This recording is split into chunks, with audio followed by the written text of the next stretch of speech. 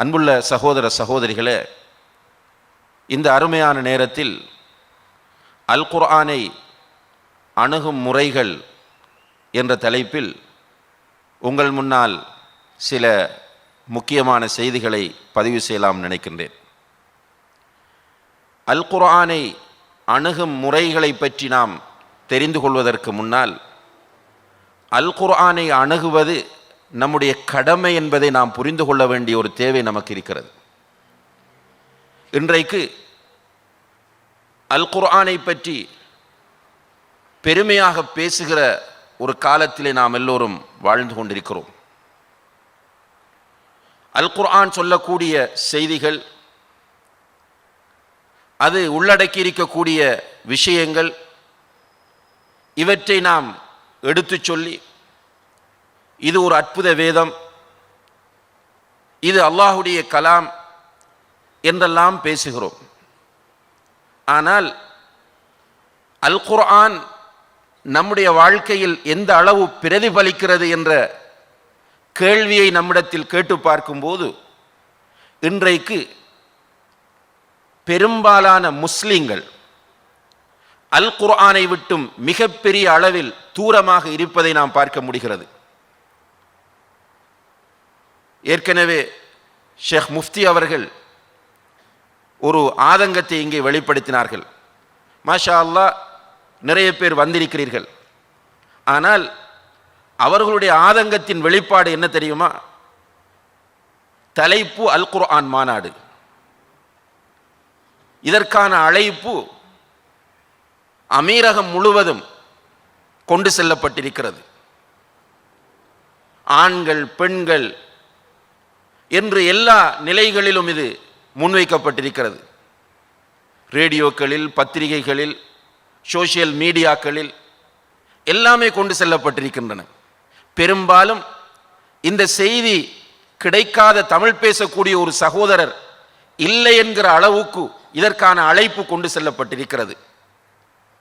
அல்லாஹுடைய கலாம் அல் குர்ஆன், அதற்காக ஒரு மாநாடு, அதை பற்றி பேசப் போகிறார்கள் என்று சொல்லும் போது நம்முடைய மக்கள் பெருந்திரளாக இங்கே வந்திருக்க வேண்டும். இந்த இடம் அதற்கு வாய்ப்பளிக்காமல் வீதிகளிலும் மக்கள் நிற்கக்கூடிய ஒரு நிலை ஏற்பட வேண்டும் என்பதுதான் அவர்களுடைய எதிர்பார்ப்பு. ஏனென்றால் பேசப்படுவது அல்லாஹுடைய கலாமாகிய அல் குர்ஆனை பற்றி. ஆனால் கண்ணியத்திற்குரிய சகோதர சகோதரிகளே, அல்லாஹுடைய கலாமுக்காக ஒரு மாநாடு நடக்கிறது. நம்முடைய மக்களுக்கு அதை பற்றி ஒரு பெரிய அக்கறை கிடையாது. இந்த அளவோடுதான் அல் குர்ஆனோடு உள்ள தொடர்பு பெரும்பாலான முஸ்லிம்களிடத்தில் இருக்கிறது. நாம் நிதானமாக சிந்திக்க கடமைப்பட்டிருக்கிறோம். இன்றைய தினம் சில நேரங்களில் வேலை நாளாக இருக்கலாம்.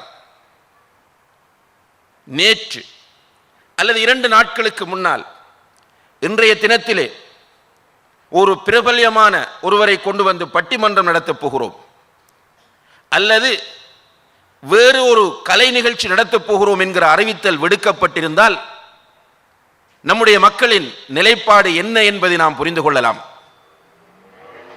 ஜாஹிலியத்தின் பக்கம் போட்டி போட்டு செல்கிறார்கள். அல் குர்ஆனை கண்டால் விரண்டோடுகிறார்கள். இன்னா லில்லாஹி வ இன்னா இலைஹி ராஜிஊன். இதனால் தான் இன்றைக்கு நம்முடைய முஸ்லிம் சமுதாயம் மிகப்பெரிய நெருக்கடிகளை உலகத்திலே சந்தித்துக் கொண்டிருக்கிறது. நான் ஏற்கனவே உங்களுக்கு சொன்னேன், உலகத்திலே சுமார் 800-900 கோடி பேர் வாழ்கிறார்கள் என்றால் இதிலே 180-190 கோடி பேர் முஸ்லிம்களாக இருக்கிறார்கள். ஆனால் முஸ்லிம்களுடைய நிலை என்ன? அரசியல் ரீதியாக, பொருளாதார ரீதியாக, ஏனைய ஒவ்வொரு துறைகளிலும் நீங்கள் எடுத்து பார்த்தால் நம்முடைய நிலை என்ன என்பது நமக்கு புரியும். இன்றைய இந்த நிலைக்கு காரணம் அல்லாஹுடைய கலாமாகிய, அல்லாஹ் பேசிய வார்த்தைகளாகிய இந்த அல் குர்ஆன் நமக்கு வெறுப்புக்குரிய ஒன்றாக மாறி இருக்கிறது. இன்னா லில்லாஹி வ இன்னா இலைஹி ராஜிஊன். அல்லாஹு தஆலா சூரத்து தாஹா என்ற அத்தியாயத்தின் 124, 125, 126 ஆகிய வசனங்களிலே ஒரு மிக முக்கியமான செய்தி இந்த சமுதாயத்திற்கு சொல்லுகிறான்.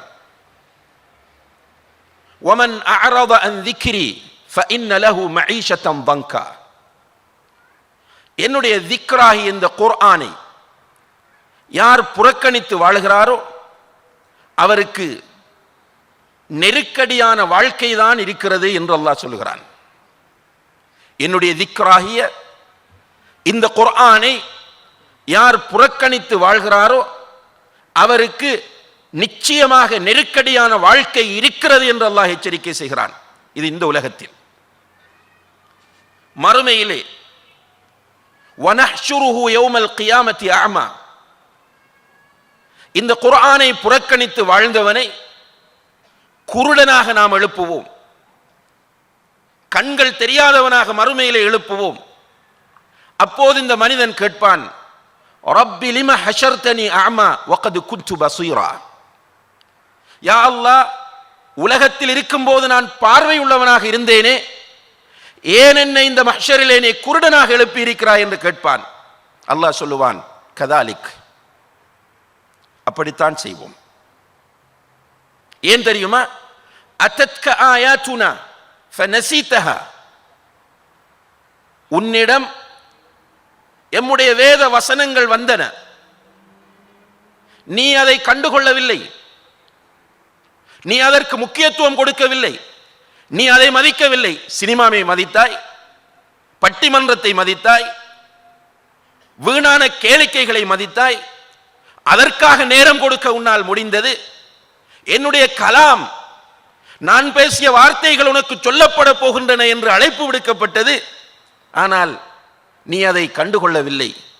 வகதாலிக்கல் யௌம துன்சா, அதே போன்றுதான் இன்று நீ மறக்கடிக்கப்படுவாய், கைவிடப்படுவாய் என்று அல்லாஹு தஆலா அங்கு சொல்வான் என்பதை இந்த சூரத்து தாஹாவிலே அல்லாஹு தஆலா சொல்லி காட்டுகிறான். அன்புள்ள சகோதர சகோதரிகளே, இன்றைக்கு நாம் எல்லோரும் ஒரு விதமான மன அழுத்தத்தோடு வாழ்ந்து கொண்டிருக்கிறோம். நிறைய பணம் இருக்கிறது, நிறைய படிப்பு இருக்கிறது, மனதிலே நிம்மதி இல்லை. மனங்களுக்குள் ஒரு வகையான குழப்பம். போய் தலையணையிலே அல்லாஹும்ம பிஸ்மிக அமூத்து வஹியா அல்லது பிஸ்மிக அல்லாஹும்ம அமூத்து வஹியா என்று தலையை வைத்தால் தூங்க முடியவில்லை. புரண்டு புரண்டு படுக்கிறோம். நிறைய பேர் நம்முடைய சமுதாயத்தில் யாருக்கும் தெரியாமல், அடுத்தவர்களுக்கு தெரியாமல் கவுன்சிலர்களை சந்தித்துக் கொண்டிருக்கிறார்கள், தூக்க மாத்திரைகளை பயன்படுத்தி கொண்டிருக்கிறார்கள், சைக்காட்ரிஸ்டுகளையும் சைக்கோ தெரபிஸ்டுகளையும் நாடிக்கொண்டிருக்கிறார்கள். நிம்மதி இல்லை. மாஷா அல்லாஹ், பார்த்தால் பெரிய ஜாப், நல்ல பொசிஷன், மற்றவர்கள் ஒரு நல்ல குடும்பம் என்று நினைப்பார்கள், குடும்பத்திற்குள் நிம்மதி இல்லை. எந்த நேரமும் டென்ஷன். என்ன காரணம்? நாம் காரணத்தை தேடி எங்கோ செல்லுகிறோம். ஒரு சிலர் இருக்கிற பொருளாதாரம் போதாது என்று நினைக்கிறார்கள், இன்னும் சிலர் இருக்கிற வீடு போதாது என்று நினைக்கிறார்கள், இன்னும் சிலர் காரணம் தெரியாமல் தடுமாறிக் கொண்டிருக்கிறார்கள். ஒவ்வொருவரும் ஒவ்வொரு வழியில் தீர்வை தேடிக் கொண்டிருக்கிறார்கள். ஆனால் உண்மை என்னவென்றால், நம்முடைய மனங்களிலே நிம்மதி இல்லாமல் போனதற்கு, நம்முடைய வாழ்க்கையில் சந்தோஷம் இல்லாமல் போனதற்கு, நம்முடைய குடும்பங்களில் நெருக்கடி காணப்படுவதற்கு என்ன காரணம் தெரியுமா? இந்த அல் குர்ஆன் புறக்கணிக்கப்பட்டதுதான். இன்றைக்கு அல் குர்ஆனை ஏற்று அதன் அடிப்படையில் வாழ வருகிறவர்களுடைய எண்ணிக்கை முஸ்லிம் சமுதாயத்தை பொறுத்தவரையில் மிக அரிது. அப்படி ஏற்று வாழ வருகிறவர்களுடைய நிலையை பார்த்தால் அவர்கள் எப்படி அல் குர்ஆனை ஏற்றுக்கொள்கிறார்கள் தெரியுமா? அவர்களுக்கு பாதிப்பு இல்லாத இடங்களில் அவர்களுக்கு சாதகமான இடங்களில் குர்ஆனை எடுப்பார்கள், அவர்களுக்கு பாதிப்பு வரக்கூடிய இடங்களில் குர்ஆனை ஒதுக்கி விடுவார்கள். இது யாருடைய பண்பு தெரியுமா? யூதர்களுடைய பண்பு என்று அல்லாஹ் குர்ஆனிலே சொல்லுகிறான். இதுவும் நம்முடைய நெருக்கடிகளுக்கு ஒரு காரணம். அல்லாஹு தஆலா சூரத்துல் பக்ராவிலே இப்படி சொல்லுகிறான், அஃபதுமினூன பிபஅதில் கிதாப் வதக்ஃபுரூன பிபஅத், வேதத்தில் சிலதை ஏற்று சிலதை நீங்கள் நிராகரிக்கிறீர்களா? வேதத்தில் சிலதை ஏற்றுக்கொள்கிறீர்கள், சிலதை நீங்கள் நிராகரிக்கிறீர்களா? ஃபமா ஜஸாஉ மன் யஃஅலு ذلك மின்கும், இப்படி செய்கிறவர்கள் யாராவது இருந்தால் அவர்களுக்குரிய கூலி என்ன தெரியுமா? இல்லா ஹிஸ்யுன் ஃபில் ஹயாத்தித் துன்யா, இந்த உலகத்தில் நிச்சயமாக அவர்களுக்கு இழிவுதான். முஃப்தி உமர் ஷரீஃப் சொன்னால், ஷேக் அப்துல் மஜீத் மஹதரி சொன்னால், நான் சொன்னால், அப்துல் பாசித் புகாரி சொன்னால் யோசிக்கலாம். சொல்பவன் ரப்புல் ஆலமீன். அல்லாஹ் என்ன சொல்லுகிறான்? அஃபதுமினூன பிபஅதில் கிதாபி வதக்ஃபுரூன பிபஅத், வேதத்தில் சிலதை ஏற்று சிலதை நீங்கள் நிராகரிக்கிறீர்களா? உங்களுக்கு பிடித்த இடத்தில் குர்ஆன், உங்களுக்கு சாதகமான சந்தர்ப்பத்தில் குர்ஆன், உங்களுக்கு தேவைப்படும் போது குர்ஆன், ஏனைய நேரங்களில் குர்ஆனை கண்டுகொள்ளாமல் அதை விட்டு விடுகிறீர்களா? இந்த உலகத்தில் உங்களுக்குரிய பரிசு, உங்களுக்குரிய கூலி இழிவை தவிர வேறு ஒன்றும் இல்லை என்று அல்லாஹு தஆலா சொல்கிறான். அல்லாஹ் பாதுகாக்க வேண்டும். அது மட்டுமல்ல, வயௌமல் கியாமத்தி யுரத்தூன இலா அஷத்தில் அதாப், மறுமையிலே இப்படிப்பட்டவர்கள் மிக கடுமையான தண்டனைக்கு உட்படுத்தப்படுவார்கள். நஅூது பில்லாஹ். மிகப்பெரிய ஒரு சமுதாயம் குர்ஆனை கண்டுகொள்ளவே இல்லை, ஒரு சின்ன கூட்டம் குர்ஆனை கண்டுகொள்கிறது. இந்த குர்ஆனை கண்டுகொள்ளக்கூடிய இந்த சிறிய கூட்டமும் ஒட்டுமொத்த குர்ஆனையும் தங்களுடைய வாழ்க்கை வழிகாட்டியாக எடுத்துக்கொள்ள பார்க்கிறதா என்று கேட்டால் இல்லை. பிடித்த இடங்களில் குர்ஆன், பிடிக்காத இடங்களில் குர்ஆன் இல்லை. இந்த நிலையை பார்க்கும்போது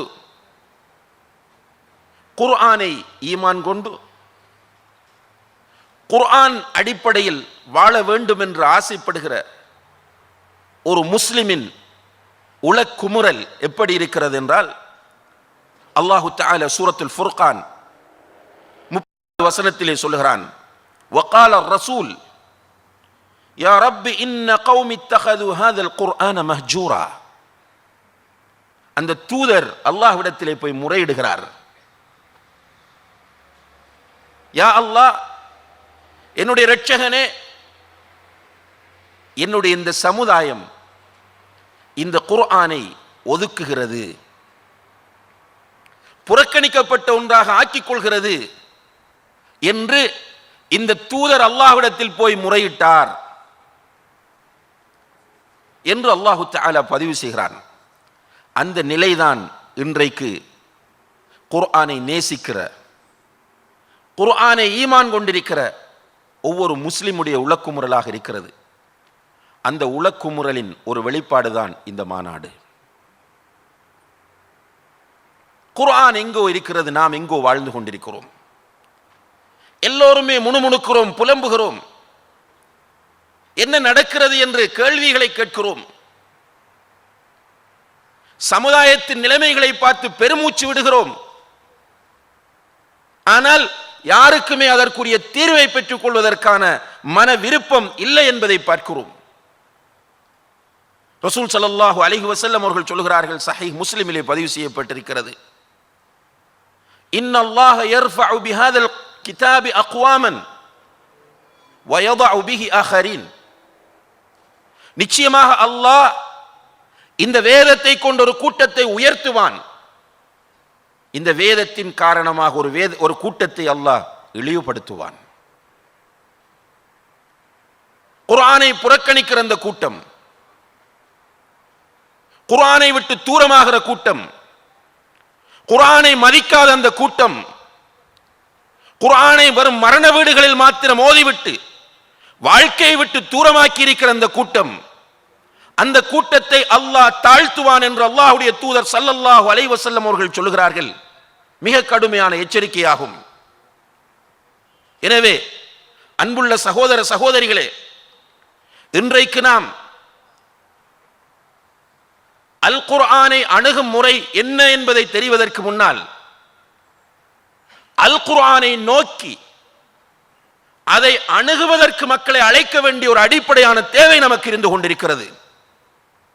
பாத்திலிலே உள்ளவர்கள் அவர்களுடைய பாத்திலின் பக்கம், வழிகாட்டின் பக்கம் அழைப்பதற்காக வேண்டி இரவு பகலாக பாடுபட்டுக் கொண்டிருக்கிறார்கள். நிறைய பொருளாதாரத்தை செலவு செய்கிறார்கள், நிறைய தியாகங்கள் செய்கிறார்கள். ஆனால் எந்தவித சந்தேகமும் இல்லாமல் சவால் விட்டுக் கொண்டிருக்கக்கூடிய ஒரு வாழும் அற்புதமாகிய அல் குர்ஆன். وَإِن كُنتُمْ فِي رَيْبٍ مِّمَّا نَزَّلْنَا عَلَى عَبْدِنَا فَأْتُوا بِسُورَةٍ مِّن مِثْلِهِ. நம்முடைய தூதரின் மீது அருளப்பட்ட இந்த வேதத்தில் உங்களுக்கு சந்தேகம் இருந்தால், இது அல்லாஹ்வுடைய கலாம் என்பதில் உங்களுக்கு சந்தேகம் இருந்தால், இதை போன்ற ஒன்றை கொண்டு வாருங்கள். இதில் உள்ளது போன்ற 10 அத்தியாயங்களை கொண்டு வந்து காட்டுங்கள். ஏன் ஒரே ஒரு அத்தியாயத்தையாவது நீங்கள் கொண்டு வந்து காட்டுங்கள், உங்களால் முடியவே முடியாது என்று சவால் விட்டுக் கொண்டிருக்கக்கூடிய இந்த குர்ஆன், நம்முடைய அறிஞர் பெருமக்களும் மேடைகளிலே இருந்து இது அல்லாஹ்வுடைய கலாம் இல்லை என்று உங்களால் நிரூபிக்க முடியுமாக இருந்தால் வாருங்கள் என்று சவால் விடக்கூடிய இந்த குர்ஆன், இந்த குர்ஆனின் பக்கம் அழைப்பதற்கு நமக்கு கஷ்டமாக இருக்கிறது. இந்த குர்ஆனை அணுகுவதற்கு, மக்களை தூண்டுவதற்கு நமக்கு கஷ்டமாக இருக்கிறது. பாவத்திற்கு ஒருவருக்கு ஒருவர் துணையாக இருக்கிறோம், பாவத்தை தூண்டக்கூடியவர்களாக இருக்கிறோம். ஆனால் நன்மைக்கு தூண்டுவதற்கு நமக்கு முடியாமல் இருக்கிறது என்றால் மிகப்பெரிய கோளாறு எங்கோ இருக்கிறது என்பதை நாம் புரிந்து கொள்ள வேண்டும். அன்புள்ள சகோதர சகோதரிகளே, இந்த குர்ஆன் நம்முடைய உயிர். இந்த குர்ஆனுக்காக நாம் வாழ வேண்டும். இந்த குர்ஆனை நாம் புறக்கணிப்போமாக இருந்தால் இந்த உலகத்தில் நெருக்கடிகளை சந்திப்பது போன்று மறுமையிலும் கடுமையான நெருக்கடிகளை நாம் சந்திக்க வேண்டி ஏற்படும். ஏற்கனவே சூரத்து தாஹாவிலே அல்லாஹு தஆலா குறிப்பிட்ட அந்த செய்தி, வனஹ்ஷுருஹு யௌமல் கியாமத்தி அஅமா, மறுமையிலே எழுப்பும் போது அவர்களை குருடர்களாக எழுப்புவோம். மறுமையிலே மஹ்ஷரிலே எழுப்பும் போது இந்த உலகத்தில் 2 கண்களும் இருந்தன, தெளிவான பார்வை உள்ளவனாக இருந்தான். இந்த மனிதன் மறுமையிலே குருடனாக எழுப்பப்படுவான். காரணம், குர்ஆனை அவன் புறக்கணித்தது. குர்ஆனில் சிலதை ஏற்று சிலதை நிராகரித்தால் மறுமையிலே அவனுக்கு இழிவை தவிர மறுமையிலே அவன் கடுமையான தண்டனைக்கு உட்படுத்தப்படுவான். அன்புள்ள சகோதர சகோதரிகளே, நபிகள் நாயகம் ஸல்லல்லாஹு அலைஹி வஸல்லம் அவர்கள் தன்னுடைய தோழர்கள் மத்தியில் சில செய்திகளை சொல்லுகிற வழிமுறைகள் அற்புதமானவை. அதிலே ஒன்றுதான், சில நேரங்களில் ஃபஜ்ர் தொழுகைக்கு பிறகு சஹாபாக்கள் மத்தியிலே அவர்கள் கேட்பார்கள், இன்று உங்களில் யாராவது கனவு கண்டீர்களா என்று கேட்பார்கள். அவர்கள் யாராவது கனவு கண்டிருந்தால் அதை சொல்லுவார்கள், இல்லை என்றால் அல்லாஹ்வுடைய தூதர் தான் கண்ட கனவை சொல்லுவார்கள். ஒரு நாள் இவ்வாறு கேட்ட ரசூல் ஸல்லல்லாஹு அலைஹி வஸல்லம் அவர்கள் தான் கண்ட ஒரு கனவை சொல்லுகிறார்கள். என்னை 2 பேர் வந்து அழைத்து சென்றார்கள். 2 பேர் வந்து என்னை அழைத்து சென்றார்கள். உங்கள் எல்லோருக்கும் தெரியும், நபிகள் நாயகம் ஸல்லல்லாஹு அலைஹி வஸல்லம் அவர்கள் கனவில் காண்பது வஹி. அவர்களுக்கு வஹி அருளப்படக்கூடிய முறைகளில் ஒன்று கனவு. 2 பேர் என்னை வந்து அழைத்து சென்றார்கள். அப்படி அழைத்து செல்லும் போது முதலாவதாக ஒரு காட்சி, ஒரு மனிதன் படுக்கிறான், மேலே பார்த்து கொண்டு படுக்கிறான். அவனுக்கு பக்கத்திலே ஒருவர் நிற்கிறார். அவருடைய கையிலே ஒரு சஹ்ரா, சஹ்ரா என்றால் பாறாங்கல் இருக்கிறது. இது கற்பனை கதை அல்ல, புகாரியிலே வரக்கூடிய ஹதீஸ். பக்கத்திலே பாறாங்கல்லோடு நிற்கிற அந்த மனிதர் அவருடைய தலையிலே, படுக்கிறவருடைய தலையிலே அந்த கல்லை போடுகிறார். பாறாங்கல்லை தலையில் தூக்கி போட்டால் என்ன நடக்கும்? தலை அப்படியே வெடித்து சிதறுகிறது, பாறாங்கல் உருண்டு செல்லுகிறது. கல்லை தூக்கி போட்ட மனிதர் அந்த கல்லை எடுப்பதற்காக போகிறார். போய் கல்லை எடுத்து திரும்ப வருகிறார். இந்த மனிதனுடைய தலை பழையபடி வந்து விடுகிறது. மீண்டும் அந்த மனிதர் கல்லை அவனுடைய தலையில் போடுகிறார். இப்படி வேதனை செய்யப்பட்டு கொண்டே இருக்கிறார். இப்படி நிறைய காட்சிகள் நபிகள் நாயகம் ஸல்லல்லாஹு அலைஹி வஸல்லம் அவர்களுக்கு காட்டப்பட்டன. அதற்கான விளக்கங்களை ஒவ்வொரு இன்சிடென்டின் போதும், ஒவ்வொரு காட்சியின் போதும் அல்லாஹ்வுடைய தூதர் கேட்டார்கள். ஆனால் அழைத்து சென்றவர்கள் சொல்லவில்லை. எல்லாம் முடிந்த பிறகுதான் அவர்கள் அதற்குரிய விளக்கத்தை சொன்னார்கள். அதிலே இந்த காட்சிக்குரிய விளக்கம் என்னவென்றால், முஹம்மதே அழைத்து சென்ற 2 பேரும் மலக்குகள். அவர்கள் சொல்லுகிறார்கள், முஹம்மதே, ஒரு மனிதன் படுத்து கிடந்தான், அவனுடைய தலையில் ஒருவர் பாறாங்கல்லை தூக்கி போட்டார், தலை உடைந்து சுக்குநூறாகியது. மீண்டும் அவர் கல்லை எடுத்து வந்தார், தலை பழையபடி வந்தது. இப்படி வேதனை செய்யப்பட்டு கொண்டிருந்த அந்த மனிதர் யார் தெரியுமா? அவர்தான் فإنه الرجل يأخذ القرآن فيرفضه وينام عن الصلاة. அவன்தான் குர்ஆனை எடுத்த மனிதன். கண்ணியத்திற்குரியவர்களே, அவ்வாறு வேதனை செய்யப்பட்டு கொண்டிருந்த மனிதன் யார்? குர்ஆனை எடுக்கிறான், குர்ஆனை படிக்கிறான், படித்துவிட்டு அதை தூக்கி எறிகிறான். ஃபர்லான தொழுகையை நிறைவேற்றாமல் தூங்குகிறான். லா ஹவ்ல வலா குவத இல்லா பில்லாஹ். குர்ஆனை படிக்கிறான், குர்ஆனிலே இப்படி வருகிறது என்ற சட்டத்தை மாநாடுகளின் மூலம், குத்பா பிரசங்கங்களின் மூலம், புத்தகங்களின் மூலம், சிடிக்களின் மூலம், இன்டர்நெட்டின் மூலம், நண்பர்கள் மூலம் அறிந்து கொள்கிறான். அதற்கு பிறகு அறிந்து கொண்ட அந்த சட்டத்தை தூக்கி எறிகிறான். இந்த மனிதனுடைய நிலை எப்படி தெரியுமா? ஃபர்லான தொழுகைகளை தொழாமல் படுக்கிறான். அதனால் தான் இந்த தண்டனை அவனுக்கு என்று மலக்குகள் தன்னிடம் சொன்னதாக நபிகள் நாயகம் ஸல்லல்லாஹு அலைஹி வஸல்லம் அவர்கள் சொல்லுகிறார்கள். என்றால் குர்ஆனை எடுத்து புறக்கணித்த மனிதனுக்கு இந்த தண்டனை என்றால், குர்ஆனை எடுக்காமலேயே புறக்கணிக்கிற மனிதர்களுடைய நிலை என்ன? குர்ஆனையை கண்டுகொள்ளாமல் உதறி தள்ளுகிற மக்களுடைய நிலை என்ன? நாம் சிந்திக்க வேண்டும். கண்ணியத்திற்குரிய சகோதர சகோதரிகளே, இன்றைக்கு சின்சியராக, சீரியஸாக முஸ்லிம் சமுதாயத்தை பற்றி நிறைய பேர் வாத பிரதிவாதங்களிலே ஈடுபடுகிறோம். முஸ்லிம் சமுதாயத்தின் எழுச்சி, முன்னேற்றம், எதிர்காலம், இதையெல்லாம் பேசுகிறோம். தீர்வுக்காக வேண்டி நிறைய மாநாடுகள் நடைபெறுகின்றன. ஆனால் எல்லாமே வெறுமனே அரசியல் கோணத்திலேயே அமைந்திருப்பதை பார்க்கிறோம்.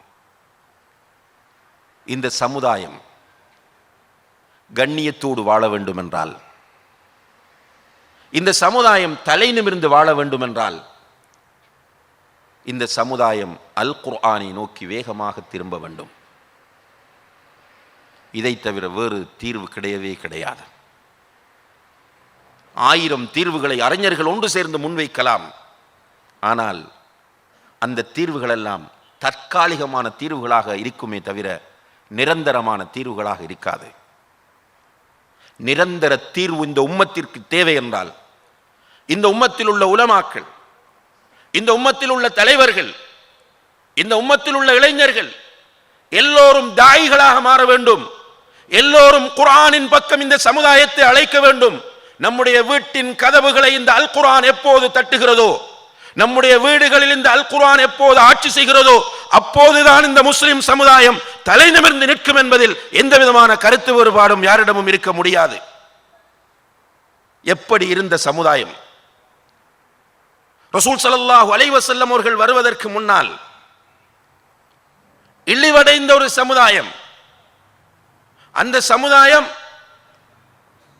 உலகம் போற்றும் ஒரு சமுதாயமாக மாறியது. என்ன காரணம் தெரியுமா?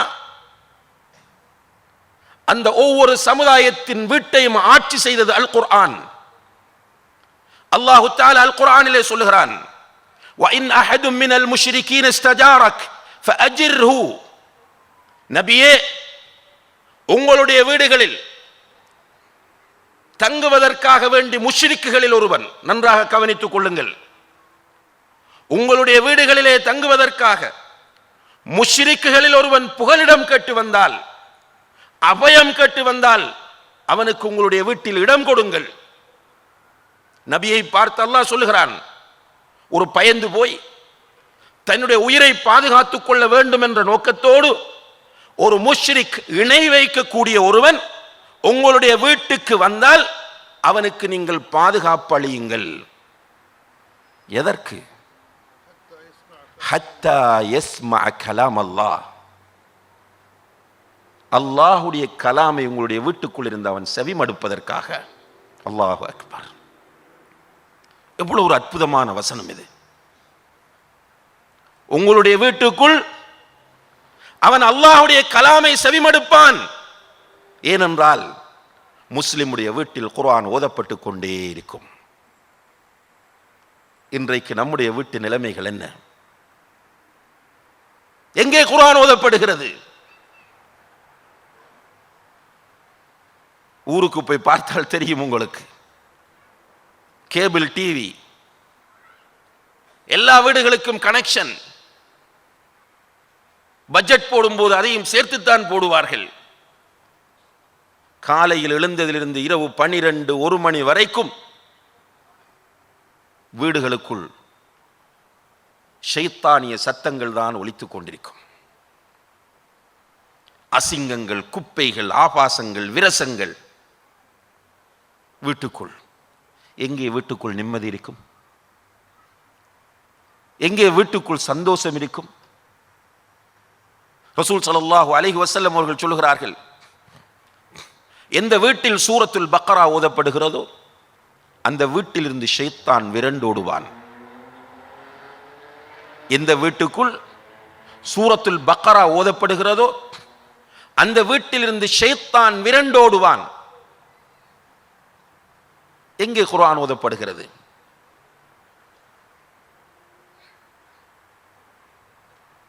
ரசூல் ஸல்லல்லாஹு அலைஹி வஸல்லம் அவர்களிடத்திலே உஸைத் இப்னு ஹுதைர் ரலியல்லாஹு அன்ஹு அவர்கள் வருகிறார்கள். யா ரசூலல்லாஹ், இரவு நான் என்னுடைய வீட்டில் குர்ஆனை ஓதிக்கொண்டிருந்தேன்.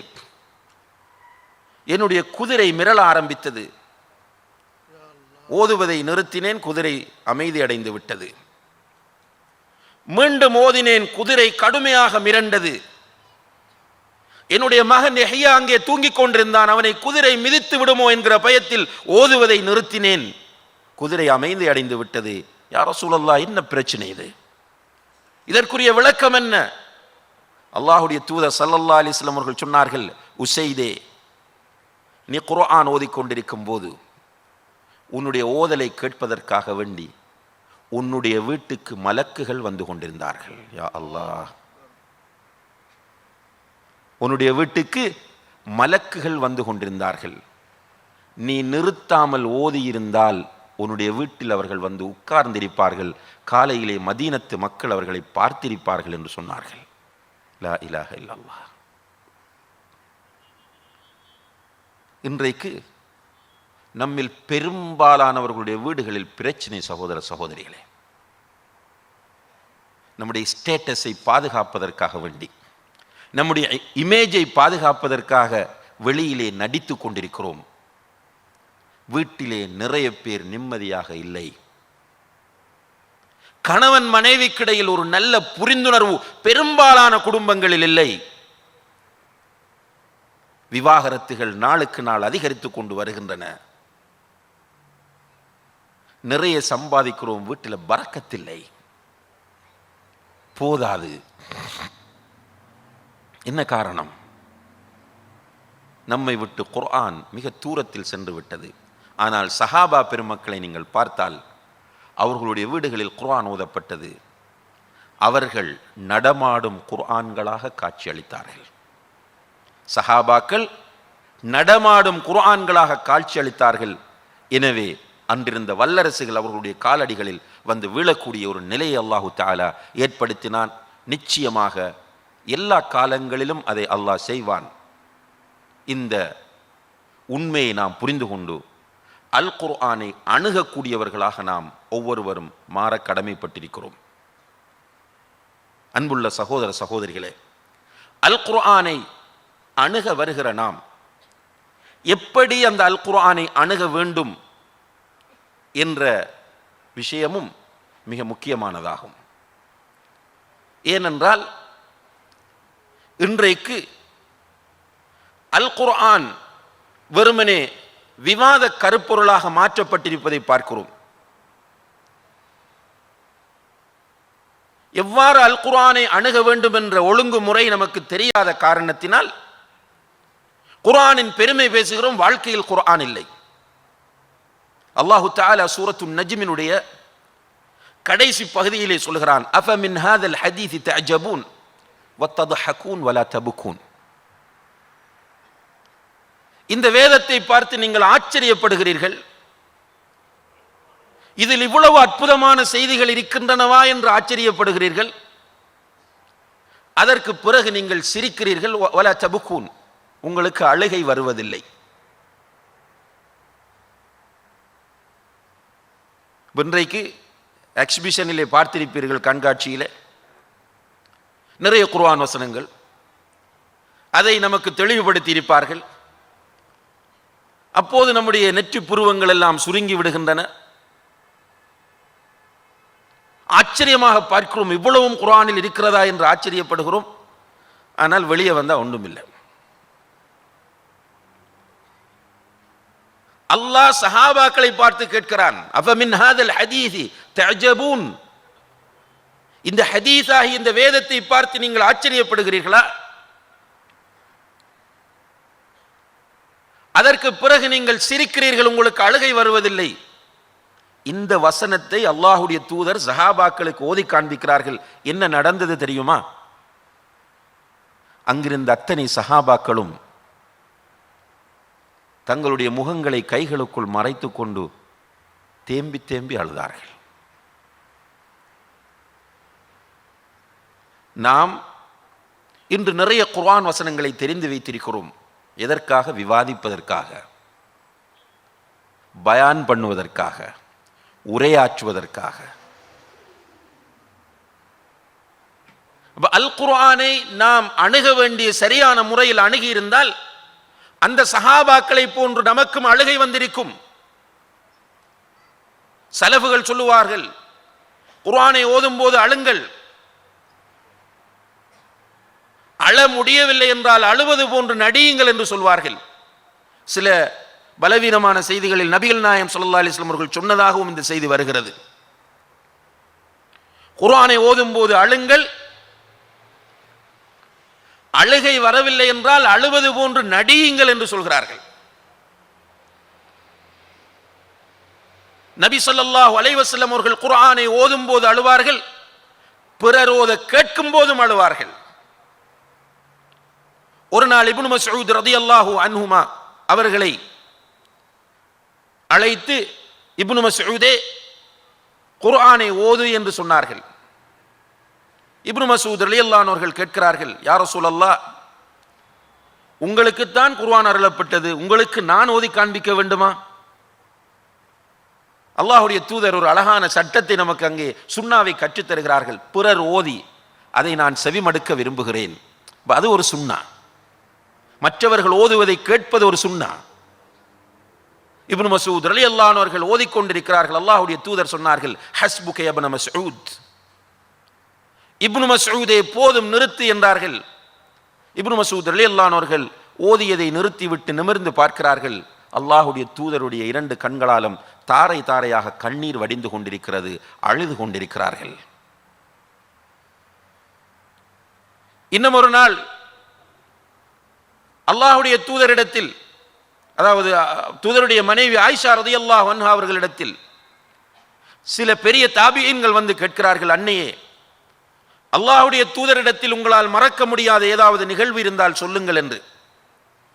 அன்னை அவர்கள் சொன்னார்கள், ஒரு நாள் அல்லாஹ்வுடைய தூதர் திடீரென இரவிலே எழுந்து உட்கார்ந்தார்கள்.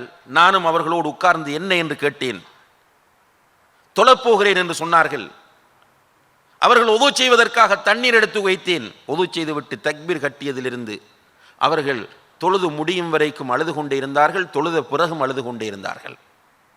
அழுது அழுது அவர்களுடைய தாடி நனைந்து விட்டது. அவர்கள் சுஜூது செய்த இடம் முழுக்க கண்ணீர், அவர்களுடைய மடியும் நனைந்து விட்டது. நான் ஆறுதல் சொன்னேன், அழுகையை நிறுத்தவில்லை. பிலால் ரலியல்லாஹு அன்ஹு அவர்கள் அதான் சொல்வதற்காக வந்தார். அவரிடம் சொன்னேன். அவர் போய் அல்லாஹ்வுடைய தூதரோடு பேசும்போது அல்லாஹ்வுடைய தூதர் சொன்னார்கள், பிலாலே, இரவு எனக்கு சில அல் குர்ஆன் வசனங்கள் அருளப்பட்டன. அதை யார் ஓதி அது சொல்லக்கூடிய கருத்துக்களை சிந்திக்கவில்லையோ அவருக்கு அழிவுதான், நாசம்தான், அல்லது வயல் என்ற நரகம்தான் என்று சொல்லி மீண்டும் அழுதார்கள் என்பதை பார்க்கிறோம். இப்படி அல்லாஹ்வுடைய தூதர் அழுதார்கள், சஹாபாக்கள் அழுதார்கள். காரணம், இந்த அல் குர்ஆனை அணுக வேண்டிய சரியான முறையில் அவர்கள் அணுகினார்கள். இன்றைக்கு நாம் ஜோக்காக குர்ஆன் வசனத்தை பயன்படுத்துகிறவர்கள் நிறைய பேர் இருக்கிறார்கள். குர்ஆன் வசனங்களை வைத்து கிண்டல் அடிக்கக்கூடியவர்கள் இருக்கிறார்கள். அவரவர் உருவாக்கி கொண்ட கருத்துக்களுக்கு சாதகமாக குர்ஆனில் ஆதாரம் தேடுகிற ஒரு பயங்கரமான காலத்திலே நாம் வாழ்ந்து கொண்டிருக்கிறோம். அல்லாஹ் பாதுகாக்க வேண்டும். நான் ஒரு கருத்தை உருவாக்குவது, சமுதாயத்தில் ஒரு கருத்தை நானாக பதிவு செய்வது, நான் பதிவு செய்யக்கூடிய அந்த கருத்துக்கு குர்ஆனில் ஏதாவது ஆதாரம் கிடைக்குமா என்று தேடக்கூடிய ஒரு பயங்கரமான காலம் சகோதர சகோதரிகளே. எனவே குர்ஆனை நாம் சரியான முறையிலே அணுகுவது நம்முடைய கடமையாக இருந்து கொண்டிருக்கிறது. குர்ஆனை அணுகும் போது முதலிலே குர்ஆன் என்பது என்ன, குர்ஆன் என்றால் என்ன என்ற தெளிவு நம்மிடத்தில் இருக்க வேண்டும். குர்ஆன் என்பது அல்லாஹ்வுடைய தூதர் சொன்ன செய்திகள் கிடையாது. ஸைத் இப்னு சாபித் ரலியல்லாஹு அன்ஹு அவர்கள் எழுதி வைத்த செய்திகள் கிடையாது. அல்லது உஸ்மான் ரலியல்லாஹு அன்ஹு அவர்கள் சொன்ன செய்திகள் கிடையாது. குர்ஆன் என்பது என்னையும் உங்களையும் இந்த சர்வ உலகத்தையும் படைத்து நிர்வகித்துக் கொண்டிருக்கக்கூடிய ரப்புல் ஆலமீனாகிய அல்லாஹ் ஜல்ல ஜலாலுஹு அவன் பேசிய வார்த்தைகள், அவனுடைய கலாம் இந்த குர்ஆன். இது நாம் விளையாட்டாக எடுத்துக்கொள்ளக்கூடிய ஒன்று கிடையாது. அல்லாஹ் பேசிய வார்த்தைகள். அல்லாஹ் யார் என்று புரிந்தால்தான் அல்லாஹ் பேசிய அந்த வார்த்தைகளுக்குரிய பெருமானம் நமக்கு புரியும். எனவேதான் அல்லாஹ் அல் குர்ஆனில் என்ன சொல்லுகிறான் தெரியுமா? சூரத்து அன்ஃபால் 2வது வசனத்திலே, இன்னமல் முஃமினூன அல்லதீன இதா ذுக்கிரல்லாஹு வஜ்லத் குலூபுஹும், உண்மையான மூமின்களிடத்திலே அல்லாஹ் என்று சொன்னால் அவர்களுடைய உள்ளங்களில் பயம் வரும், நடுக்கம் வரும். வ இதா துலியத் அலைஹிம் ஆயாத்துஹு ஸாதத்துஹும் ஈமானா, அவர்களிடத்திலே அல்லாஹ்வுடைய வேத வசனங்கள் ஓதி காண்பிக்கப்பட்டால் ஈமான் அதிகரிக்கும். கொஞ்சம் முஹாசபா செய்து பாருங்கள். இது குர்ஆன் வசனம், கருத்தல்ல, அறிஞர் பெருமக்களுடைய கருத்தல்ல, தத்துவவியலாளர்களுடைய தத்துவம் அல்ல. குர்ஆன் அல்லாஹ் சொல்லுகிறான், இன்னமல் முஃமினூன அல்லதீன இதா ذுக்கிரல்லாஹு வஜ்லத் குலூபுஹும், உண்மையான மூமின்களிடம் அல்லாஹ் என்றால் அவர்களுடைய உள்ளம் நடுங்க வேண்டும், உள்ளத்தில் பயம் வர வேண்டும். அவர்களிடத்தில் அல்லாஹ்வுடைய வேத வசனங்கள் ஓதி காண்பிக்கப்பட்டால் ஈமான் அதிகரிக்க வேண்டும். ஏன் நடக்கவில்லை? குர்ஆன் ஓதப்படுகிறது, நாம் கேட்காமல் இல்லை. நம்முடைய சமுதாயத்தில் உள்ள எல்லோரும் ஏதோ ஒரு சந்தர்ப்பத்திலாவது குர்ஆனை கேட்கிறோம். அட்லீஸ்ட் வெள்ளிக்கிழமைகளிலாவது இரண்டாவது ஹுத்துபாவில் சொல்லப்படக்கூடிய குர்ஆன் வசனங்களையாவது நம்முடைய சமுதாயத்தில் உள்ளவர்கள் கேட்கிறோம். ஆனால் ஈமான் அதிகரித்திருக்கிறதா என்று கேட்டால் இல்லை. காரணம், இது அல்லாஹ்வுடைய கலாம் என்பது நமக்கு புரியவில்லை. இதற்கென்று ஒரு தனி மகிமை இருக்கிறது, அந்தஸ்து இருக்கிறது. இதை நம்முடைய பழைய மக்கள் மதித்தார்கள். குர்ஆனுக்குரிய கண்ணியத்தை அவர்கள் கொடுத்தார்கள். அல்லாஹ்வுடைய கலாம் என்பதை அவர்கள் புரிந்து கொண்டார்கள். அதனால தான் அவர்கள் மத்தியில் சில மஸ்அலாக்களில் கருத்து வேறுபாடு வருகிறது. உது இல்லாமல் குர்ஆனை தொட முடியுமா முடியாதா? ஏன் இந்த கருத்து வேறுபாடு? மாதவிடாய் உள்ள பெண்கள் குர்ஆனை தொடலாமா தொடக்கூடாதா? இதிலே நான் மஸ்அலா பேச இங்கே வரவில்லை. அதற்குரிய தீர்வு சொல்வதற்காகவும் இதை இங்கே நான் எடுக்கவில்லை. மாறாக என்ன சொல்லுகிறேன் என்றால், நம்முடைய சமுதாயத்து உலமாக்கள் இந்த குர்ஆனை எங்கே வைத்து பார்த்தார்கள்? இன்றைக்கு நம்முடைய சமுதாயத்தில் உள்ளவர்கள் குர்ஆனை எங்கே கொண்டு போய் வைத்திருக்கிறார்கள்? குர்ஆனுக்குரிய இஸ்ஸத், குர்ஆனுக்குரிய அந்த கதாசத், குர்ஆனுக்கு இருக்க வேண்டிய அந்த அவமத், கண்ணியம், மகத்துவம், மகிமை அப்படியே நம்முடைய உள்ளங்களில் இருந்து தூரமாக்கப்பட்டு கொண்டு செல்வதை பார்க்கிறோம். இது திட்டமிடப்பட்ட ஒரு சதி. குர்ஆனுடைய கண்ணியத்தை முஸ்லிம்களுடைய உள்ளத்திலிருந்து கெடுப்பதற்காக வேண்டி இந்த உலகத்தில் மிக கடுமையாக உழைத்தவர்கள் ஷியாக்கள். ஷியாக்கள் என்று சொல்லக்கூடியவர்கள் மிக மோசமான ஒரு கூட்டம். அவர்கள் கொள்கைக்காக போராடவில்லை. அவர்களுடைய பிரச்சனை என்னவென்றால், இஸ்லாம் வரும்போது இந்த உலகத்தில் இருந்த இரண்டு பெரிய சாம்ராஜ்யங்கள், ஒன்று ரோமாபுரி, இரண்டாவது பாரசீகம். பாரசீகம் என்பது ஈரான். அந்த வல்லரசு வீழ்ச்சி அடைவதற்கு காரணம் இஸ்லாம். எனவே நம்முடைய சாம்ராஜ்யம் வீழ்ச்சி அடைவதற்கு காரணமாக இருந்த இஸ்லாத்தை குழி தோண்டி புதைக்க வேண்டும் என்பதற்காக வேண்டி புறப்பட்ட ஒரு கூட்டம் தான் ஷியாக்கள். இந்த ஷியாக்கள் குர்ஆனுடைய புனிதத்தன்மையை முஸ்லிம்களுடைய உள்ளங்களில் இருந்து கெடுப்பதற்கான எல்லா முயற்சிகளையும் செய்கிறார்கள். அதனால் தான் அவர்கள் சொல்கிறார்கள், உங்களிடம் இருப்பது ஒரிஜினல் குர்ஆன் கிடையாது. ஒரிஜினல் குர்ஆன் மறைந்திருக்கிற எங்களுடைய இமாமிடம் தான் இருக்கிறது. முஹம்மது இப்னுல் ஹசன் அல் அஸ்கரி என்று சொல்லக்கூடிய ஹிஜ்ரி 3ஆம் நூற்றாண்டில் மறைந்தவர் என்று அவர்கள் நம்பக்கூடிய, அவர்கள் மஹ்தி முன்தவர் என்று சொல்லக்கூடிய அவரிடம்தான் ஒரிஜினல் குர்ஆன் இருக்கிறது. ஒரிஜினல் குர்ஆன் உங்களிடம் இருக்கிற குர்ஆனை விட 3 மடங்கு அதிகமானது. உங்களிடத்தில் 6666 வசனங்கள் தான் இருக்கின்றன. ஒரிஜினல் குர்ஆனில் 17000 வசனங்கள் இருக்கின்றன என்று சொல்லி மக்களுடைய உள்ளங்களில் குர்ஆனுடைய புனிதத்தை கெடுப்பதற்காக அப்போதிருந்து சதி செய்து வரக்கூடியவர்கள் ஷியாக்கள். அடுத்தவர்கள் ஓரியன்டலிஸ்ட் என்று சொல்லக்கூடிய மேற்கத்தியவாதிகள். கண்ணியத்திற்குரிய சகோதர சகோதரிகளே, இவர்கள் இந்த குர்ஆனுடைய புனிதத்தை முஸ்லிம்களுடைய உள்ளத்திலிருந்து கெடுக்க வேண்டும், எடுத்துவிட வேண்டும் என்பதற்காக நிறைய சதித்திட்டங்களை தீட்டுகிறார்கள். அதனால்தான் பிரித்தானியாவின் பிரதம மந்திரியாக இருந்த கிளாட்சோன் என்பவர் முஸ்லிம்களை பற்றி பாராளுமன்றத்திலே, பிரித்தானிய பாராளுமன்றத்திலே வாத பிரதிவாதங்கள் நடந்து கொண்டிருக்கும் போது அங்கே பாராளுமன்ற உறுப்பினர்கள் மத்தியிலே ஒரு குர்ஆன் பிரதியோடு தோன்றி என்ன சொன்னார் தெரியுமா? முஸ்லிம்களுடைய கையில் இந்த குர்ஆன் இருக்கும் வரைக்கும் நீங்கள் முஸ்லிம்களை ஒன்றுமே செய்ய முடியாது. எனவே நீங்கள் செய்ய வேண்டிய வேலை இந்த குர்ஆனை விட்டு முஸ்லிம்களை தூரப்படுத்த வேண்டும் என்பது என்று சொன்னார். அதன் விளைவாக அவர்கள் நிறைய முயற்சிகளை செய்து கொண்டிருக்கிறார்கள். முஸ்லிம் பேர்தாங்கிகள் நிறைய பேரை அவர்கள் உருவாக்குவார்கள். குர்ஆனில் அவ்வப்போது பிழை இருக்கிறது, தவறு இருக்கிறது என்று பேச வைப்பார்கள். இன்றைக்கு குர்ஆன் சுன்னாவுடைய பேரில் இந்த பிரச்சாரம் நம்முடைய இளைஞர்கள் மத்தியிலே முடுக்கிவிடப்பட்டிருப்பதை பார்க்கிறோம். அல் குர்ஆனை எழுதியவர்கள் தவறு விட்டு விட்டார்கள். அல் குர்ஆனிலே இலக்கண பிழை இருக்கிறது, அல் குர்ஆனிலே எழுத்து பிழை இருக்கிறது என்று அல் குர்ஆனுடைய புனிதத்தை முஸ்லிம்களுடைய உள்ளத்தில் இருந்து கெடுப்பதற்கான முயற்சிகள் என்று மிக திட்டமிட்ட அடிப்படையில் நடைபெறுகின்றது. ஆனால் நம்முடைய சமுதாயம் விழிக்காமல் இன்னும் தூங்கிக் கொண்டே இருக்கிறது. அதை நியாயப்படுத்தி ஒரு பெரும் கூட்டம், குர்ஆன் அல்லாஹுடைய கலாம். அல்லாஹுடைய கலாம் என்றால் என்ன? அதற்குரிய முக்கியத்துவம் நம்முடைய உள்ளத்தில் எந்த அளவு இருக்கிறது நாம் சிந்திக்க கடமைப்பட்டிருக்கிறோம்.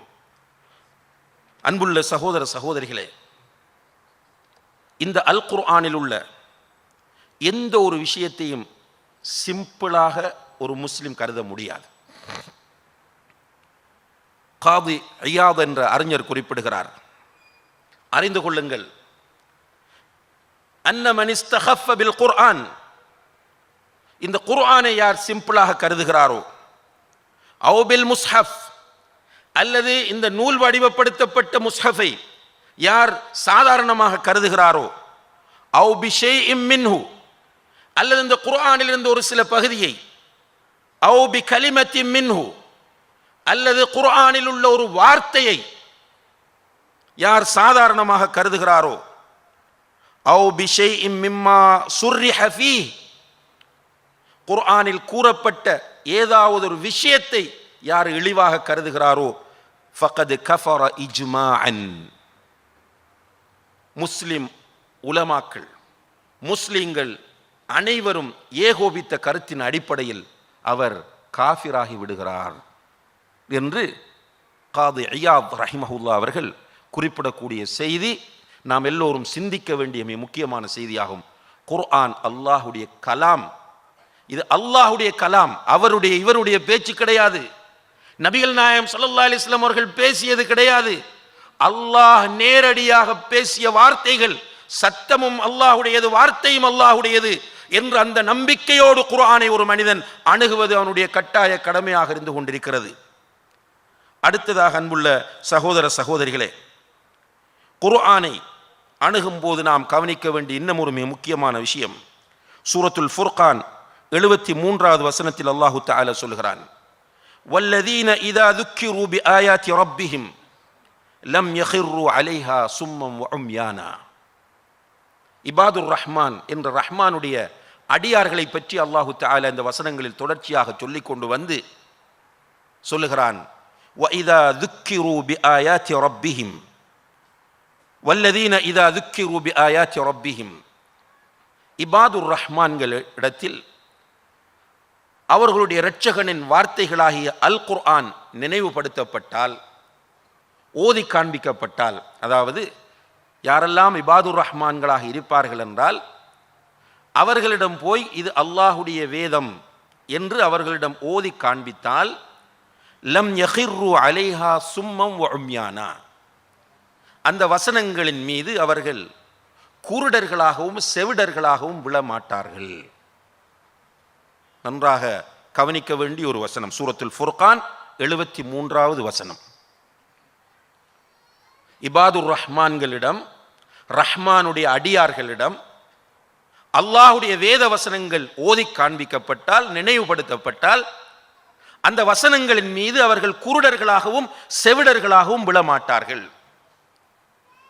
கண்ணியத்திற்குரிய சகோதர சகோதரிகளே, அல் குர்ஆனை அணுகும் போது நாம் கவனிக்க வேண்டிய மிக முக்கியமான ஒரு விஷயமாகும் இது. இந்த வசனத்தை சில முஅ்தஸிலா சிந்தனை உள்ளவர்கள் திரிவுபடுத்தி மக்கள் மத்தியிலே ஒரு குழப்பத்தை ஏற்படுத்தி இருப்பதை பார்க்கிறோம். என்ன சொல்கிறார்கள் என்றால், இபாதுர் ரஹ்மான்கள் அல்லாஹுடைய வேத வசனங்கள் அவர்களிடம் ஓதி காண்பிக்கப்பட்டால் குருடர்களாகவும் செவிடர்களாகவும் விழமாட்டார்கள் என்று அல்லாஹ்வே சொல்லுகிறான். எனவே குர்ஆனில் ஒரு செய்தி சொல்லப்பட்டாலும் அதை ஆய்வு செய்துதான் நாம் ஏற்றுக்கொள்ள வேண்டும். இன்னா லில்லாஹி வ இன்னா இலைஹி ராஜிஊன். இன்றைக்கு இளைஞர்கள் இதுக்கு தாவா செஞ்சு கொண்டிருக்கிறான். தாவா சென்டர் வச்சு, தாயிகள் வைத்து, மாநாடு நடத்தி, பணம் செலவு செய்து இதை பிரச்சாரம் செய்கிறார்கள். இது என்ன கருத்து? இது குர்ஆனில் ஒன்று சொல்லப்பட்டால் ஆய்வு செய்துதான் ஏற்றுக்கொள்வார்களாம். இன்னா லில்லாஹி வ இன்னா இலைஹி ராஜிஊன். அல்லாஹு தஆலா சூரத்துல் நூரிலே மூமின்களை பற்றி சொல்லும் போது, இன்னமா கான கௌலல் முஃமினீன் இதா துஉ இலல்லாஹி வ ரசூலிஹி லியஹ்கும பைனஹும் அன் யகூலு சமிஅனா வ அத்தஅனா. உண்மையான மூமின்களிடம் அல்லாஹ்வுடைய தீர்ப்பின் பக்கம் வாருங்கள், அல்லாஹ்வுடைய தூதரின் தீர்ப்பின் பக்கம் வாருங்கள் என்று சொன்னால் அவர்களுடைய பதில் எப்படி இருக்கும்? சமிஅனா வ அத்தஅனா, கேட்டோம் பின்பற்றுகிறோம் என்பதாகத்தான் இருக்கும். இதற்கு மாற்றமான நிலை அவர்களிடம் வராது. வ உலாயிக ஹுமுல் முஃப்லிஹூன், அவர்கள்தான் வெற்றி பெற்றவர்கள் என்று அல்லாஹ் சொல்ல, இவர்கள் என்ன பிரச்சாரம் செய்கிறார்கள் என்றால், இந்த வசனத்தை குர்ஆனை அணுகுவதற்காக வேண்டி அல்லாஹ் சொல்லி தந்த ஒரு விதியாகி இந்த அல் குர்ஆன் வசனத்தை திரிவுபடுத்தி இந்த உலகத்திலே கண்ணியத்திற்குரிய சகோதர சகோதரிகளே எந்த ஒரு தஃப்சீர் அறிஞரும் சொல்லாத ஒரு விளக்கம். கிட்டத்தட்ட ஒரு சாஃப்ட்வேர் வந்திருக்கிறது. அந்த சாஃப்ட்வேரில் 101 தஃப்சீர்கள் இருக்கின்றன. தஃப்சீர் சாஃப்ட்வேர் என்று ஒரு சாஃப்ட்வேர் வந்திருக்கிறது. அதிலே 101 தஃப்சீர் இருக்கிறது. அந்த ஒரு தஃப்சீரில் கூட இந்த தஃப்சீர் கிடையாது. குர்ஆனில் சொல்லப்பட்டாலும் ஆய்வு செய்துதான் ஏற்றுக்கொள்ள வேண்டும்.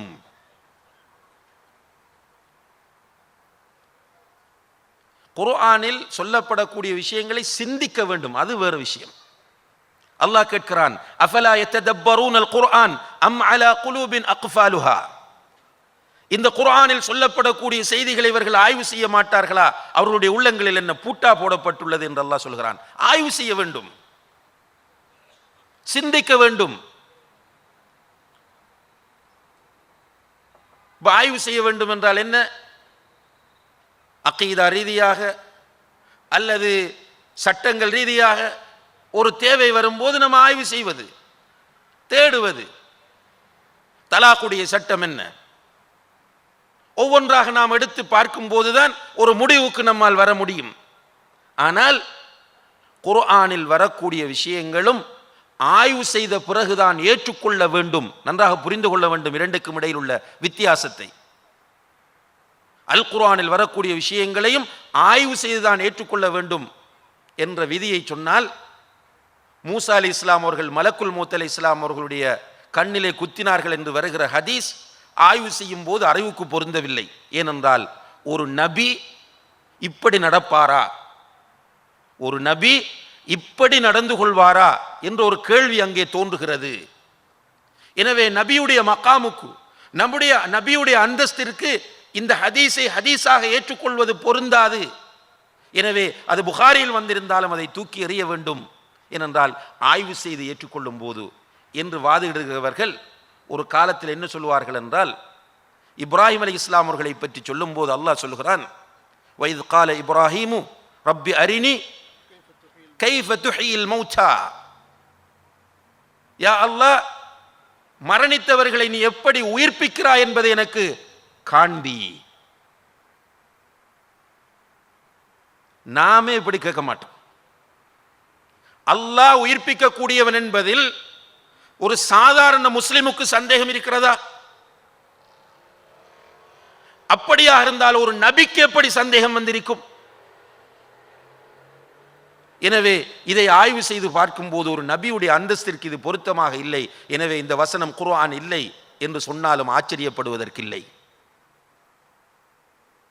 எனவே அன்புள்ள சகோதர சகோதரிகளே, இங்கே அல்லாஹ் என்ன சொல்லுகிறான் தெரியுமா? குர்ஆனை அணுகும் போது இபாதுர் ரஹ்மான் என்று இருக்கிற அந்த நல்லடியார்கள் இருக்கிறார்களே, அவர்களிடம் அல்லாஹ்வுடைய வேத வசனங்கள் ஓதி காண்பிக்கப்பட்டால் அவர்கள் அந்த வசனங்களை காணாத குருடர்களாகவும் கேட்காத செவிடர்களை போன்றும் போக மாட்டார்கள். அந்த குர்ஆன் வசனங்களை பார்க்காத குருடர்களை போன்றும் கேட்காத செவிடர்களை போன்றும் போக மாட்டார்கள். மாறாக அவர்களுடைய காதுக்கு அது கேட்கும், அவர்களுடைய கண்ணுக்கு அது தெரியும். அதை கொண்டு அவர்கள் அமல் செய்வார்கள். சஹாபா பெருமக்கள் அப்படித்தான் இருந்தார்கள், இபாதுர் ரஹ்மான்களாக இருந்தார்கள். ஒரு குர்ஆன் வசனத்தை கேட்டுவிட்டால் உடனே அதை நடைமுறைப்படுத்தாமல் அடுத்த வசனத்திற்கு போக மாட்டார்கள். இப்னு மஸ்ஊத் ரலியல்லாஹு அன்ஹு சொல்லுகிறார்கள், நாங்கள் 10 வசனங்களை படித்தால் அந்த 10 வசனங்களை படித்து அதன்படி அமல் செய்யாமல் அடுத்த 10ற்கு செல்ல மாட்டோம். வேத வசனங்கள், குர்ஆன் வசனங்கள் அவர்களிடம் அருளப்பட்டால் அதை எடுத்து நடக்கக்கூடியவர்களாக இருந்தார்கள்.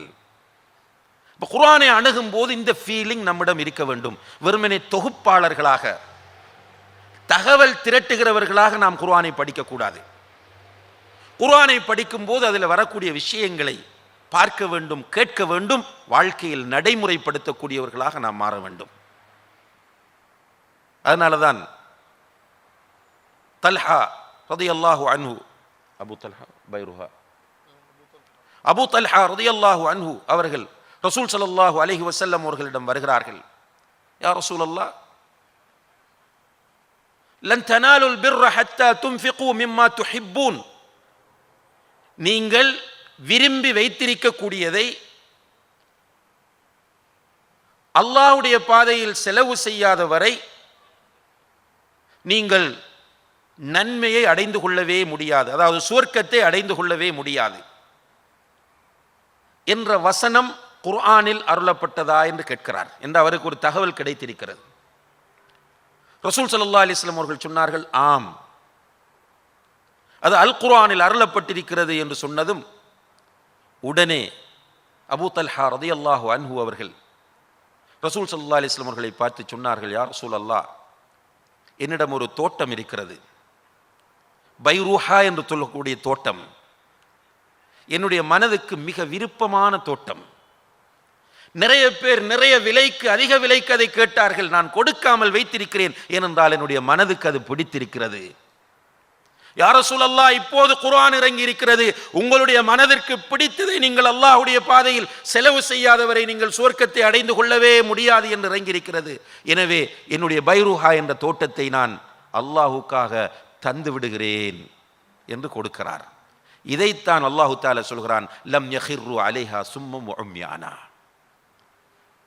குர்ஆன் வசனங்கள் அவர்களிடம் ஓதி காண்பிக்கப்பட்டால் குருடர்களை போன்றும் செவிடர்களை போன்றும் அவர்கள் இருக்க மாட்டார்கள், மாறாக அதை பார்ப்பார்கள், கேட்பார்கள், அதன்படி அமல் செய்வார்கள். எனவே குர்ஆனை அணுகும் போது நான் இதை கொண்டு அமல் செய்ய வேண்டும் என்ற அந்த உறுதியான நம்பிக்கையோடு, அந்த எண்ணத்தோடு குர்ஆனை நாம் அணுக வேண்டும் என்பதை இங்கே நாம் புரிந்து கொள்ள கடமைப்பட்டிருக்கிறோம். அதே போன்று அல் குர்ஆனை அணுகும் போது கண்ணியத்திற்குரிய சகோதர சகோதரிகளே, அல் குர்ஆனை புரிந்து கொள்வது என்பது மிக முக்கியமான ஒரு பகுதியாகும். அல் குர்ஆனை புரிந்து கொள்ள வேண்டும். அல்லாஹ் சொல்லுகிறான், வலகத் யஸ்ஸர்னல் குர்ஆன லிஸ்ஸிக்ர், இந்த குர்ஆனை திக்ர் செய்வதற்கு நாம் இலகுவாக ஆக்கியிருக்கிறோம். திக்ர் செய்வது என்பது ஓதுவது, புரிவது எல்லாவற்றையும் குறிக்கும். அப்ப குர்ஆனை நாம் புரிய வேண்டும். இந்த குர்ஆனை புரிகிற நேரத்தில் கண்ணியத்திற்குரிய சகோதர சகோதரிகளே, மிக முக்கியமாக நமக்கு நிதானம் தேவை. நம்மை யார் என்று நாம் அறிந்து கொள்ள வேண்டும். நம்முடைய அறிவுத்தரம், நம்முடைய கல்வித்தரம் நமக்கு புரிய வேண்டும். குர்ஆனை நமக்கு ஓதத் தெரியாது, குர்ஆனுக்கு நமக்கு வரைவிலக்கணம் தெரியாது, குர்ஆனுக்குரிய கண்ணியம் அந்தஸ்து என்ன என்று நமக்கு தெரியாது. ஆனால் என்னுடைய அறிவை கொண்டு குர்ஆனை புரிந்து கொள்வேன் என்கிற துணிச்சல் ஒருவனிடம் வருமாக இருந்தால் அவன் வழிகடனை தவிர வேறு யாராகவும் இருக்க முடியாது. இன்றைக்கு தடியெடுத்தவன் எல்லாம் தண்டல்காரன், வேட்டைக்காரன் என்ற அடிப்படையில் எல்லோருமே முஃபஸ்ஸிர்களாக மாறியிருப்பதை பார்க்கிறோம். முழு பேரும் அவரவருடைய அறிவு கட்டிய விதத்தில் குர்ஆனுக்கு விளக்கம் சொல்வதை பார்க்கிறோம். கொஞ்சம் மேடையிலே பேசுவதற்கான ஆற்றலும் தர்க்கிக்கக்கூடிய தன்மையும் தன்னிடம் வந்துவிட்டால் அவர் குர்ஆனை தன்னுடைய கையிலே எடுத்துக்கொண்டு அந்த குர்ஆனின் பக்கம் நான் மக்களை அழைக்கிறேன் என்கிற பேரில் தனக்கென்று ஒரு ஜமாத்தை உருவாக்கி கொண்டு தான் நினைத்ததை எல்லாம் குர்ஆனின் பேரில் மக்கள் மத்தியிலே மார்க்கெட்டிங் செய்யக்கூடிய ஒரு நிலை என்று பார்க்கிறோம். அல்லாஹ் பாதுகாக்க வேண்டும். இது அல்லாஹ்வுடைய கலாம். சஹாபா பெருமக்கள் எப்படி இருந்தார்கள் தெரியுமா? அபூபக்கர் ரலியல்லாஹு அன்ஹு அவர்களை தொட்டும் சொல்லப்படக்கூடிய ஒரு மிக முக்கியமான குறிப்பு, அவர்களிடம் போய் சில நேரங்களில் குர்ஆன் வசனங்களுக்கு விளக்கம் கேட்கும் போது அவர்கள் சொல்லுவார்கள், ஐயு சமாஇன் துதில்லுனி வ ஐயு அர்தின் துகில்லுனி இதா குல்து ஃபீ கிதாபில்லாஹி மா லா அஅலம். அல்லாஹ்வுடைய வேதத்தில் எனக்கு தெளிவில்லாத விஷயங்களில் நான் பேசினால், அல்லாஹ்வுடைய வேதத்தில் எனக்கு தெரியாத விஷயங்களை நான் பேசினால், எந்த வானம்தான் எனக்கு நிழல் தரும், எந்த பூமிதான் என்னை சுமக்கும் என்று கேட்பார்கள். அந்த அளவுக்கு பயம் அவர்களிடம் இருந்தது. ஏனென்றால் அல்லாஹ்வுடைய கலாமை அல்லாஹ்வுடைய நாட்டத்திற்கு மாற்றமாக நான் சொல்லிவிடக் கூடாது என்ற பயம். ஆனால் இன்றைக்கு இந்த விஷயத்திலே மிகப்பெரிய பொடுபோக்கு நம்முடைய சமுதாயத்திலே இருந்து கொண்டிருக்கிறது. அதிலும் குறிப்பாக அன்புள்ள சகோதர சகோதரிகளே, தர்ஜமத்துல் குர்ஆனிலே தங்கி நின்று இந்த குர்ஆனுக்கு விளக்கம் சொல்லக்கூடிய ஒரு கூட்டம் உருவாகி இருக்கிறது. தர்ஜமத்துல் குர்ஆன் என்பது இங்கிலீஷாக இருந்தாலும் சரி, தமிழாக இருந்தாலும் சரி, ஏனைய மொழிகளாக இருந்தாலும் சரி, மொழிபெயர்த்தவருடைய அரபு ஆற்றலுக்கும் அவர் சார்ந்திருக்கிற சிந்தனை பிரிவுக்கும் ஏற்ற முறையில் தான் அந்த மொழிபெயர்ப்பு இருக்கும். இன்றைக்கு ஷேக் அப்துல் ஹமீத் பாக்கவி ரஹிமஹுல்லா அவர்களுடைய தர்ஜமா தான் தமிழில் முதல் வந்த தர்ஜமா. அதற்கு முதல் அரபு தமிழிலே சில தர்ஜமாக்கள் இருந்திருக்கின்றன, சில பகுதிகள். ஆனால் முழுமையாக தமிழில் வந்த ஒரு தர்ஜமா என்றால் அப்துல் ஹமீத் பாக்கவி ரஹிமஹுல்லா அவர்களுடைய தர்ஜமா தான். அதற்கு பிறகு நிறைய தர்ஜமாக்கள் வந்திருக்கின்றன. நீங்கள் ஒரு பரட்சாத்தமாக ஒரு வந்திருக்கக்கூடிய தர்ஜமாக்கள் எல்லாவற்றையும் ஒரு சூரா அல்லது ஒரு வசனத்தை எடுத்து வைத்து படித்து பாருங்கள். எல்லா தர்ஜமாவும் 100க்கு 100 ஒரே கருத்தை தரக்கூடியதாக இருக்கிறதா என்று இருக்காது. மொழிபெயர்ப்பாளருடைய அரபு ஆற்றலுக்கு ஏற்பவும், நாம் ஏற்கனவே சொன்னது போன்று அவருடைய சிந்தனைக்கு ஏற்பவும் அவருடைய மொழிபெயர்ப்பு அங்கே இடம்பெற்றிருக்கும். எனவே இப்படிப்பட்ட மொழிபெயர்ப்பை நம்பி நாம் சில நமக்கு புரியாத இடங்களிலே விவாதிப்பதற்கும் தர்க்கிப்பதற்கும் ஈடுபடுகிறோம் என்றால் நம்முடைய நிலை என்ன? சஹாபாக்கள் எல்லோருமே, கண்ணியத்திற்குரிய சகோதர சகோதரிகளே, குர்ஆனுக்கு விளக்கம் சொல்லக்கூடியவர்களாக இருக்கவில்லை. நீங்கள் சஹாபாக்களுடைய வரலாற்றை படித்து பார்த்தால் அல் குர்ஆனுக்கு விளக்க உரை வழங்கக்கூடியவர்களாக 4 கலீஃபாக்கள் இருந்திருக்கிறார்கள். அபூபக்கர், உமர், உஸ்மான், அலி ரலியல்லாஹு அன்ஹும். அதுபோன்று இப்னு மஸ்ஊத், இப்னு அப்பாஸ், உபை இப்னு கஅப், ஸெய்த் இப்னு சாபித், அதே போன்று ஆயிஷா ரலியல்லாஹு அன்ஹும் போன்றவர்கள் இருந்திருக்கிறார்கள். இவர்களிலும் பிரபல்யமான தப்சீர் ஆசிரியர்களாக 4 பேரை சொல்லுவார்கள். நிறைய ரிவாயத்துகளை, ஹதீஸ் கிதாபுகளை நீங்கள் படித்து பார்க்கும்போது குர்ஆனுக்கு அதிகமாக தப்சீர் செய்தவர்களாக அலி ரலியல்லாஹு அன்ஹு அவர்களையும், இப்னு மஸ்ஊத் ரலியல்லாஹு அன்ஹு அவர்களையும், இப்னு அப்பாஸ் ரலியல்லாஹு அன்ஹுமா அவர்களையும், உபை இப்னு கஅப் ரலியல்லாஹு அன்ஹு அவர்களையும் நீங்கள் பார்க்கலாம். இதிலே அலி ரலியல்லாஹு அன்ஹு அவர்கள் கூஃபாவிலே தப்சீர் ஆசிரியர்களாக இருந்தார்கள். இப்னு அப்பாஸ் ரலியல்லாஹு அன்ஹு அவர்கள், அலி ரலியல்லாஹு அன்ஹு அவர்கள் மன்னிக்க வேண்டும், இப்னு மஸ்ஊத் ரலியல்லாஹு அன்ஹு அவர்கள் கூஃபாவிலே தப்சீர் ஆசிரியர்களாக இருந்தார்கள். இப்னு அப்பாஸ் ரலியல்லாஹு அன்ஹுமா மக்காவிலே தப்சீர் ஆசிரியராக இருந்தார். உபை இப்னு கஅப் ரலியல்லாஹு அன்ஹு அவர்கள் மதீனாவிலே தப்சீர் ஆசிரியராக இருந்தார். இப்படி விரல் விட்டெண்ணக்கூடிய சஹாபாக்கள் தான் தப்சீரை பற்றிய ரிவாயத்துகளை தருகிறார்கள். இதிலிருந்து நமக்கு என்ன புரிகிறது என்றால், குர்ஆனுக்கு விளக்க உரை சொல்ல வரும்போது மிக கவனமாக நாம் அதை விளங்குவதற்கு கடமைப்பட்டிருக்கிறோம். அதிலும் குறிப்பாக இமாம் தபரி ரஹிமஹுல்லா அவர்கள் இப்னு அப்பாஸ் ரலியல்லாஹு அன்ஹுமா அவர்கள் சொன்னதாக ஒரு குறிப்பை தருகிறார்கள். குர்ஆனுக்கு தப்சீர் செய்வது என்பது 4 வகையாக அமையும். ஒன்று, அரபிகளுக்கு மாத்திரம் புரியக்கூடியது ஒரு பகுதி. இன்னமொரு பகுதி எல்லோருக்கும் புரியும். இன்னமொரு பகுதி உலமாக்களுக்கு மாத்திரம்தான் புரியும். குர்ஆனில் இன்னமொரு பகுதி இருக்கிறது, அல்லாஹுக்கு மாத்திரம்தான் தெரியும். நன்றாக புரிந்து கொள்ள வேண்டும். குர்ஆனில் ஒரு பகுதி இருக்கிறது, அரபு தெரிந்தவர்களுக்கு மாத்திரம்தான் அதற்கு விளக்கம் சொல்ல முடியும். இன்னமொரு பகுதி இருக்கிறது, அந்த பகுதி உலமாக்களுக்கு மாத்திரம்தான் புரியும். இன்னமொரு பகுதி இருக்கிறது, எல்லோருக்கும் புரியும். 4வது ஒரு பகுதி இருக்கிறதற்குரிய தப்சீர் அல்லாஹ் ஒருவனுக்கு மாத்திரமே தெரியும். இப்படி அல் குர்ஆனை அவர்கள் அடையாளப்படுத்தும் போது, இன்றைக்கு நாம் அல் குர்ஆனை அணுகுகிறவர்கள் அவரவருடைய விருப்பத்திற்கேற்ப அல் குர்ஆனை அணுகி கடைசியிலே புது புது கண்டுபிடிப்புகளை எல்லாம் குர்ஆனை வைத்து கண்டுபிடித்து சிலர் வந்து விஞ்ஞானம் பேச வந்த வேத நூலாக அல் குர்ஆனை காட்டுகிறார்கள். அறிவியல் பேச வந்தவர்களாக அல் குர்ஆனை அடையாளப்படுத்துகிறார்கள். அல்லாஹ் பாதுகாக்க வேண்டும். விஞ்ஞானம் அறிவியல் பேசுவதற்கு அல் குர்ஆன் வந்தது. கணிதவியலை பற்றி பேசுவதற்காக வேண்டிய அல் குர்ஆன் வந்தது. அல் குர்ஆன் வந்தது ஹுதன் லின்னாஸ், மனிதர்களுக்கு நேர்வழி சொல்லித் தருவதற்காக. எனவே இந்த குர்ஆனுடைய விஷயத்தில் நாம் எல்லோருக்கும் மிகப்பெரிய தெளிவிருக்க வேண்டும். இந்த குர்ஆனை புரியும் போது கண்ணியத்திற்குரிய சகோதர சகோதரிகளே, கண்டிப்பாக உலமாக்களுடைய ஒத்துழைப்பு நமக்கு தேவை, மறந்து விடாதீர்கள். அதிலும் அரபு தெரிந்த, மார்க்கத்தின் அடிப்படைகளை புரிந்த உலமாக்களுடைய உதவி நமக்கு தேவை என்பதை நாம் இந்த இடத்திலே புரிந்து கொள்ள வேண்டும். எனவே அல்லாஹுடைய கலாமாகிய இந்த அல் குர்ஆன் இந்த மனித சமுதாயத்திற்கு கிடைக்கப்பெற்ற மிகப்பெரிய வரப்பிரசாதமாக இருக்கிறது. இந்த அல் குர்ஆன் மனிதர்களுக்கு நேர்வழி காட்டுவதற்காக வேண்டி அருளப்பட்டது. இந்த அல் குர்ஆனை நோக்கி எல்லோரும் வர வேண்டும். அல் குர்ஆனை நம்முடைய வாழ்க்கையில் நாம் கடைபிடிக்க வேண்டும்.